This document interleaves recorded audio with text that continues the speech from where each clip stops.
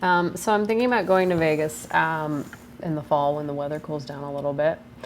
What inspired me was I read Under the Banner of Heaven by Krakauer. And basically, he wrote this book about the polygamists, and he spent a long time out there. So it kind of just, was kind of like, we've spent, I think, total at this point, maybe 3 weeks out there. I think it's been 3 weeks. And it's just difficult to, like, first of all, you've got to gain the trust of the people that you're talking to. So that part's been really difficult. Then you've also got to build a relationship and a friendship with them. And a lot of these places are way out in the desert, far away from civilization. So if for some reason they happen to be in Vegas, or if they happen to be in Salt Lake City, it's just a lot easier to catch them.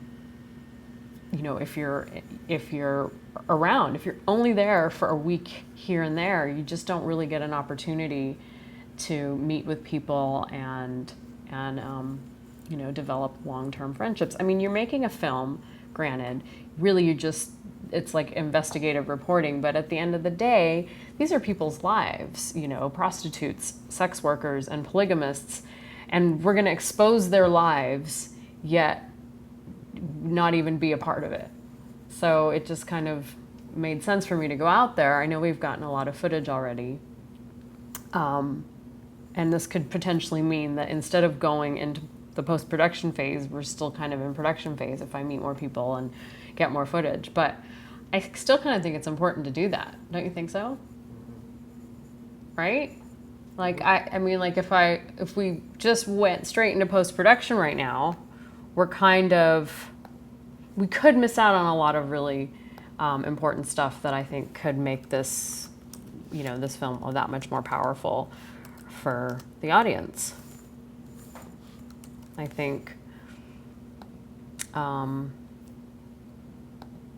example, I've been speaking with, we might have to bleep that name out if, by the time we make this film, for some reason he doesn't agree to be on camera. I got introduced to him 2 years ago, and I met with him a year and a half ago in Salt Lake City when we were up there in October of 2013. So now it's June 2015. Literally, I've been friends with him for 2 years, and he still hasn't left the polygamy community. He's gay, he's in his 20s. If he stays long enough, he's going to have to marry his first cousin. But the thing about it is it's so hard for him to leave, just to leave that whole environment. Like, this is his family. These are the only people that he knows.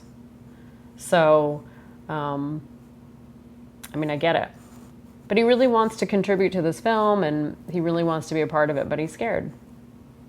So that's an example of the stories that I would like to get when we go out to Vegas. Also, in 2011, we met a lot of women in the brothels. For example, when we were in Ely, Nevada. Wouldn't it be great to go back and see what these women are doing now? In 2012, we met a bunch of ladies that worked in the brothels in the other side of Vegas. In the other side of Nevada,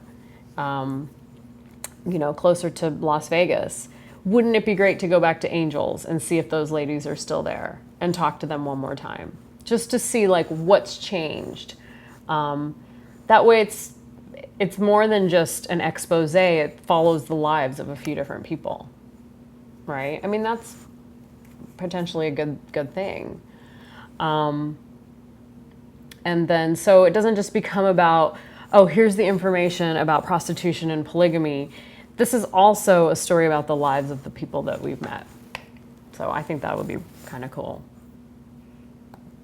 It's a little scary though. What if they're not there? And then if I don't see them again, what if I meet, completely different people?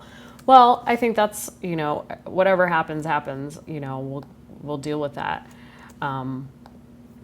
I just think that in order to finish this film, it makes a lot of sense to be out there.